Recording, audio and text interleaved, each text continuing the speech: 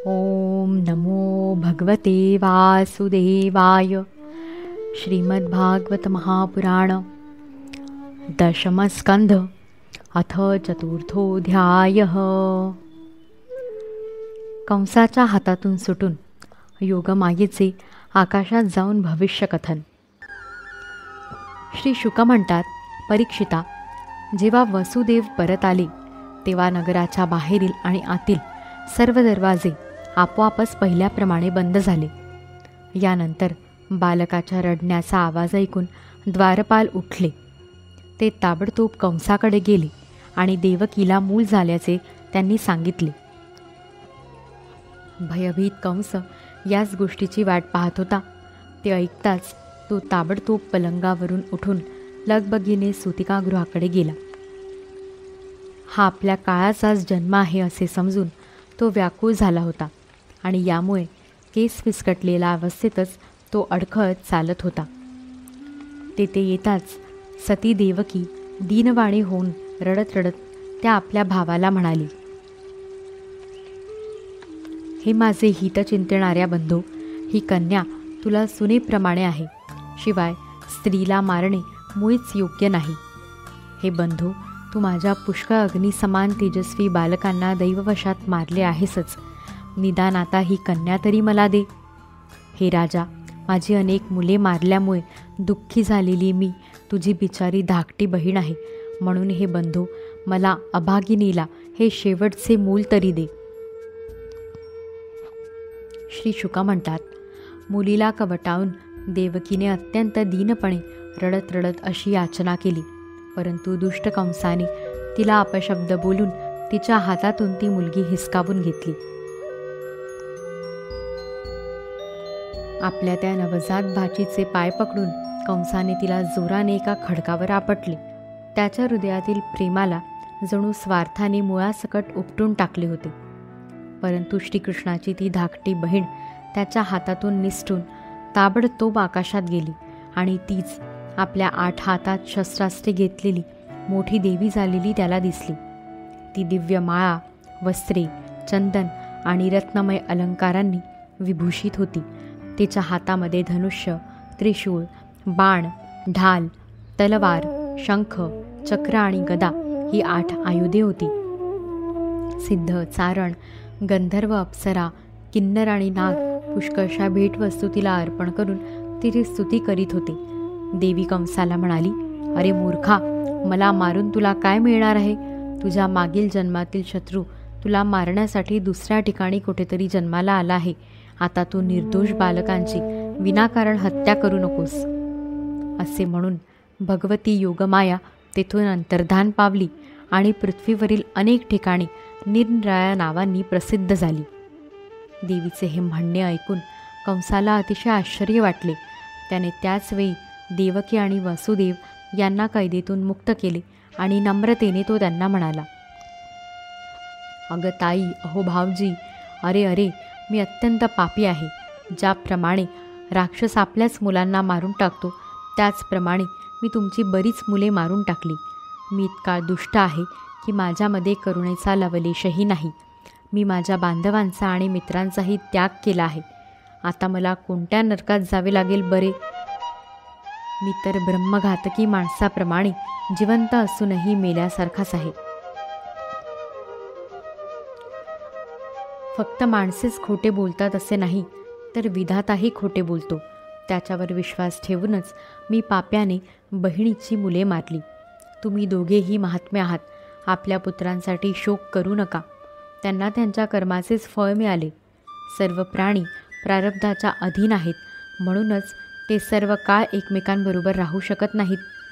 जशा मातीच्या वस्तू तयार होतात आणि मातीत मिसळतात, परंतु मातीमध्ये काहीही बदल होत नाही, त्याचप्रमाणे शरीरांचे उत्पन्न होणे, नाहीसे होणे हे चालूच असते, परंतु आत्म्यावर याचा काही प्रभाव पडत नाही. जे लोक हे तत्त्व जाणत नाहीत ते या शरीरालाच आत्मा समजतात. यामुळेच पुत्रादी देहांशी संयोग व वियोग होतो. तेव्हा सुखदुःख रूपी संसारातून सुटका होत नाही.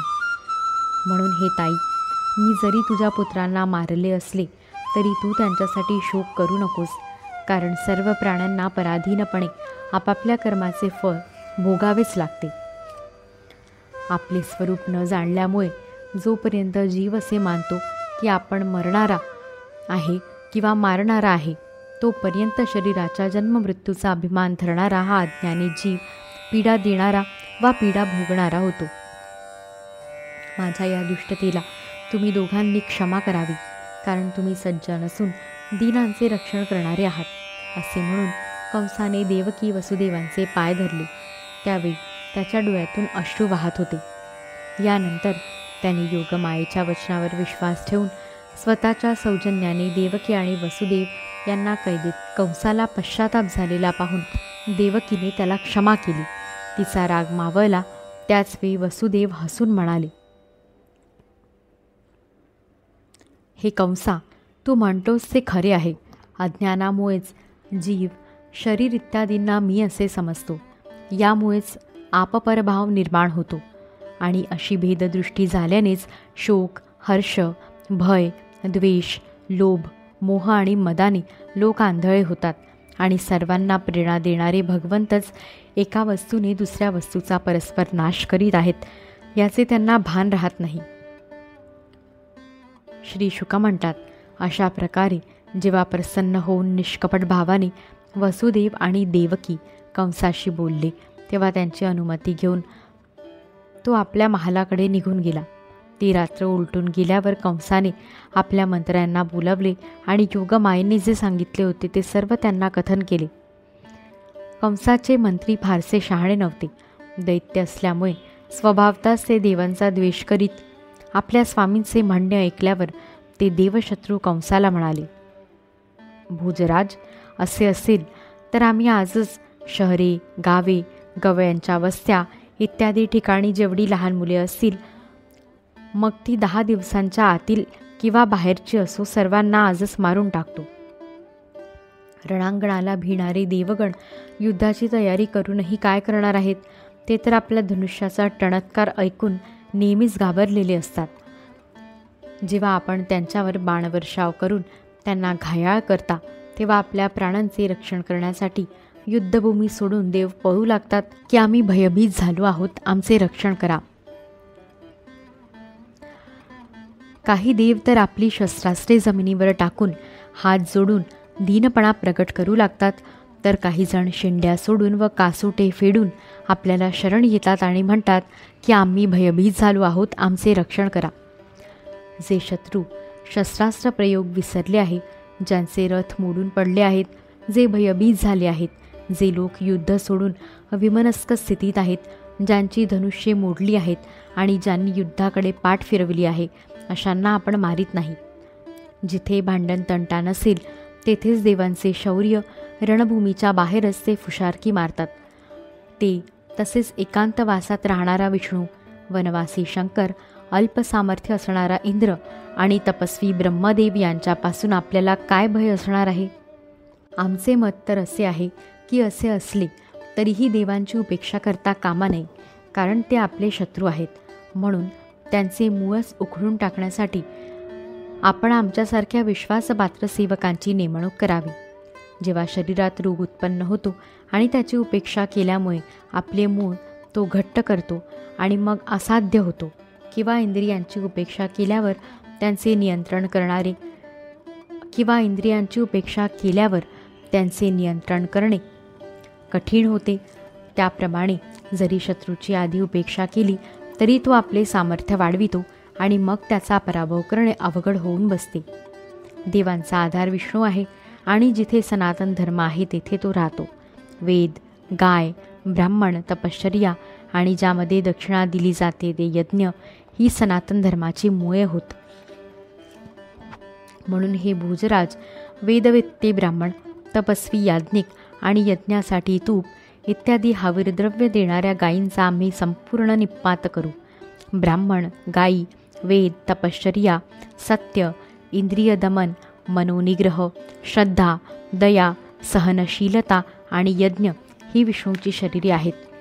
तो विष्णू सर्व देवांचा स्वामी आणि असुरांचा द्वेष करणारा आहे, परंतु तो कुठेतरी गुहेत लपून राहतो. महादेव, ब्रह्मदेव आणि सर्व देवतांचे मूळ तोच आहे. सर्व ऋषींना मारून टाकणे हाच त्याला मारण्याचा उपाय आहे. श्री शुक म्हणतात, अशा रीतीने दुष्ट मंत्र्यांशी सल्लामसलत करून काळाच्या फासात सापडलेल्या दुष्ट कंसाने ब्राह्मणांनाच मारणे योग्य ठरविले. त्याने इच्छेनुसार रूप धारण करणाऱ्या हिंसाप्रेमी राक्षसांना सर्वत्र जाऊन संत पुरुषांची हिंसा करण्याची आज्ञा केली आणि आपल्या महालात प्रवेश केला. त्या असुरांचा स्वभाव रजोगुणी होता. तमोगुणामुळे त्यांचे चित्त विवेक करू शकत नव्हते, म्हणून त्यांच्या डोक्यावर नाचत होता. म्हणूनच त्यांनी संतांचा द्वेष केला. जे लोक संतांचा अनादर करतात त्यांचे ते कुकर्म त्यांचे आयुष्य, लक्ष्मी, कीर्ती, धर्म, इहपरलोक, आशा आकांक्षा आणि संपूर्ण कल्याण नष्ट करते. अध्याय 4 समाप्त. इति श्रीमद्भागवते महापुराणे पारमहंस्या संहिताया दशमस्कन्धे पूर्वार्धे चतुर्थोऽध्यायः. ऋषिकेशमे वाङ्मनकाय जातं हरे ज्ञानतो विश्वसाक्षिन्. क्षमस्वापराधं प्रभो क्लिन्न चित्त. श्रीकृष्णार्पणमस्तु.